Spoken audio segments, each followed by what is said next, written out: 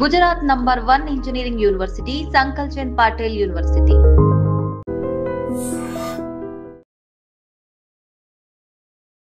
ఈ దొరసానమ్మ చేసే అకృత్యాలలో భాగం ఏంటంటే, ఈ పెద్దమ్మ తల్లి గుడి ఏరియాలోనే మనం ఎక్కడైతే ఫైట్ చేసామో, ఎక్కడైతే మొన్నంతా పోరాటం చేసి మా గుడి మాకు కావాలి, మా స్థలం మాకు ఇవ్వండి అని అడిగినప్పుడు ఈవిడికి రిప్రజెంటేషన్ కూడా ఇవ్వడం జరిగింది, నగర మేయర్ కాబట్టి.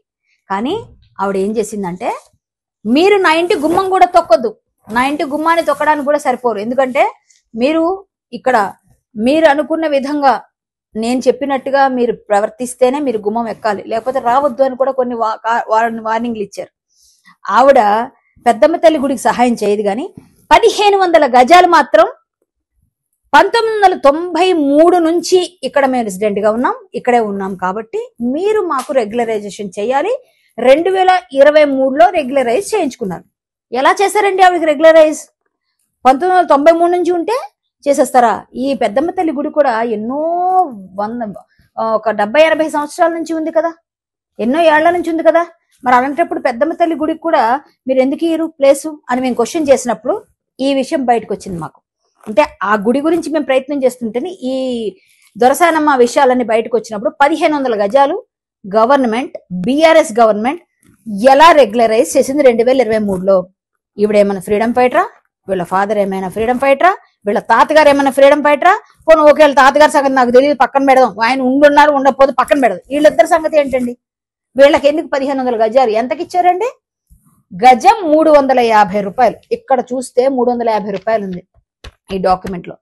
350 రూపాయలు చెప్పిన గజాన్ని పొందడానికి చాలా పేద స్థితిలో ఉన్న ఈ దొరసానికి మన గవర్నమెంట్ 2023లో కట్టబెట్టారు. అంటే 1996 నుంచి మేము ఇక్కడ రెసిడెంట్ గా ఉన్నాం, ఈ ఏరియా అంతా మాదే అని ఆవిడ తెచ్చుకోవచ్చు, ఎందుకంటే నాదే రాజ్యం, నేనే మేయర్ అనుకుని ఆవిడకి ఇచ్చేస్తారా? అంటే అలాంటి వాళ్ళకైతే మీరు 350 చొప్పున ఇస్తారు. పెద్దమ్మ తల్లి గుడికి మాత్రం మేము మాట్లాడితే ఇప్పటిదాకా మాట్లాడరా? అదే ఏరియాలో ఉంటుంది కదా, మరి ఇది ఎందుకు స్వాధీనం చేసుకోవట్లేదు మీరు ప్రభుత్వం? మరి ఇప్పుడు మీరు ఎందుకు స్వాధీనం చేసుకోవట్లేదు?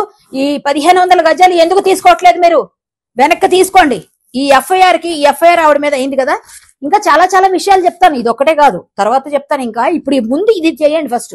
ఈ ఎఫ్ఐఆర్ చూసి ఈ ఎఫ్ఐఆర్ లో భాగంగా ఎన్నైతే ఉన్నాయి ఇవన్నీ కూడా ఎలిగేషన్స్, మీరు ఎందుకు ఆవిడ మీద యాక్షన్ తీసుకోవట్లేదు గవర్నమెంట్?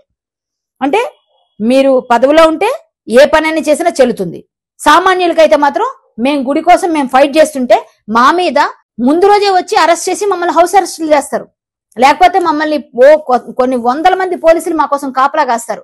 ఇన్ని జరుగుతూ ఉంటాయి. ఈ మేయర్తో మాత్రం మీరు మాట్లాడి గట్టిగా వెనక్కి తీసుకోలేరా? ఇంత పేద మేయర్. అంతేకాకుండా ఈ దొరసానమ్మ అనుచరులందరూ ఏం చేస్తారంటే, ఒక 10 మంది ఉంటారు.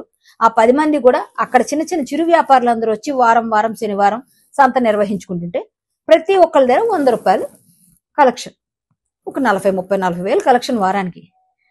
ఈవిడ పైన సరిపోదా శనివారం అనే విధంగా చాలా చాలా ట్యాగ్ లైన్లు పెట్టి పేపర్లలో కూడా పడినా కూడా మనం పట్టించుకోలే. ఆవిడ గురించి పేద కుటుంబీకులు కేకే వారసులు అని రాశారు. మీకు అర్థమైంది కాబట్టి చెప్తున్నా ఎవరన్నది. మరి అప్పుడు కూడా పట్టించుకోలే. అంటే ఇవన్నీ పేపర్లో వచ్చినా, టీవీలో వచ్చినా, మన జర్నలిస్ట్ సోదరులు పెట్టినా, ఈవిడ 350 రూపాయలకి ఇంత గట్టిగా ఈవిడ చేస్తున్న ఈ దంద 350 రూపాయలు చెప్పని 1500 గజాలు తీసుకున్నారు. ఏమండి మా గుడికి మీరు ఇవ్వడానికి మాత్రం మీకు ఇబ్బందిగా ఉందా? 2 లక్షల రూపాయలు 2 లక్షల రూపాయలు గజానికి ఇస్తేనే మాట్లాడండి అన్న తహసీల్దార్. ఏమ్మా తహసీల్దార్ గారు, దీనికి సమాధానం ఏంటి? రిజిస్టర్ ఆఫీస్ నుంచి ఈసీ కూడా తెచ్చి మాట్లాడుతున్నాను నేను. ఈసీ కూడా సెండ్ చేస్తాను నేను పేపర్ వాళ్ళకి, మీడియా వాళ్ళకి. ఈసీ నా దగ్గర ఉంది ఇప్పుడు. ఇంకా కావాలంటే రిజిస్టర్డ్ డాక్యుమెంట్స్ తీసుకుంటాను నేను. ఎందుకు మీరు ఇట్లా చేస్తున్నారు అంటే, మేయర్ని అయితే అడిగే అవకాశం లేదా? మీకు హక్కు లేదా? సామాన్యుల మీద మీ ప్రతాపం చూపిస్తారా? ఇమ్మీడియట్ గా యాక్షన్ కావాలి, లేకపోతే లీగల్ ఫైట్ చేస్తాను నేను లీగల్ గా కూడా ప్రొసీడింగ్స్ చేస్తా. మీరు ఇమ్మీడియట్ గా ఆవిడ మీద జరిగిన ఈ జయమ్మ అనే ఎన్ఆర్ఐ వేసిన ఎఫ్ఐఆర్ పైన, అలాగే ఈ 350 రూపాయల గజం పైన మీరు చేసినది కూడా ఇమ్మీడియట్ గా యాక్షన్ తీసుకోకపోతే లీగల్ ఫైట్ చేస్తాను. కరాటే కళ్యాణి ఎప్పుడు నిజం వైపే నిలబడుతుంది. మీరు చేసింది నా దగ్గర విత్ ప్రూఫ్స్ ఉన్నాయి. ఈ ప్రూఫ్స్ మొన్ననే నేను పెద్దమ్మ తల్లి గుడి విషయంలోనే ఆ రోజే నేను బయట పెట్టాను. కాకపోతే మీరంతా కూడా ఆ వేడిలో ఉన్నారు కాబట్టి అది బయటికి రాలేదని మళ్ళా ఈ రోజు ఇది తీసుకొచ్చిన. దయచేసి దీనిపైన దృష్టి సారించి ప్రభుత్వం రేవంత్ రెడ్డి గారు ఇమ్మీడియట్ గా యాక్షన్ తీసుకోవాల్సిందిగా కోరుతున్నాను.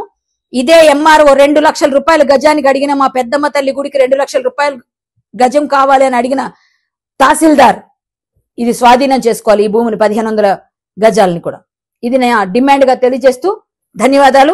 మళ్ళీ వెంటనే వీడియోలో మొత్తం అంతా ఎక్కువ ఒకేసారి చెప్పకూడదు, మెల్లమెల్లగా ఆవిడ గురించి చాలా చాలా ఉన్నాయి. ఎక్కడెక్కడ కబ్జాలు ఉన్నాయో ఎక్కడెక్కడ ఉన్నాయో అవన్నీ కూడా నేను మరొక వీడియోలో చెప్తానని తెలియజేసుకుంటూ జై శ్రీరామ్, భారత్ మాతా కీ జై. And for more videos, Please subscribe to iDream. Please subscribe to iDream. Please subscribe iDream. And please subscribe to iDream. For more videos, subscribe to iDream. please like, share and subscribe to the channel. Congratulations, iDream. Subscribe to iDream. Subscribe to iDream. So subscribe to iDream Media. iDream की iDream team अंदर की huge congratulations. Please subscribe iDream Media. Please subscribe to iDream. Subscribe iDream. Please subscribe to iDream. iDream అంటే నా కళల ఛానల్ను subscribe చేసుకున్నారు, నోరు తిరుగుతలేదు. మీరైతే గంట గుర్తు కొట్టండి. For more such videos, please subscribe to iDream.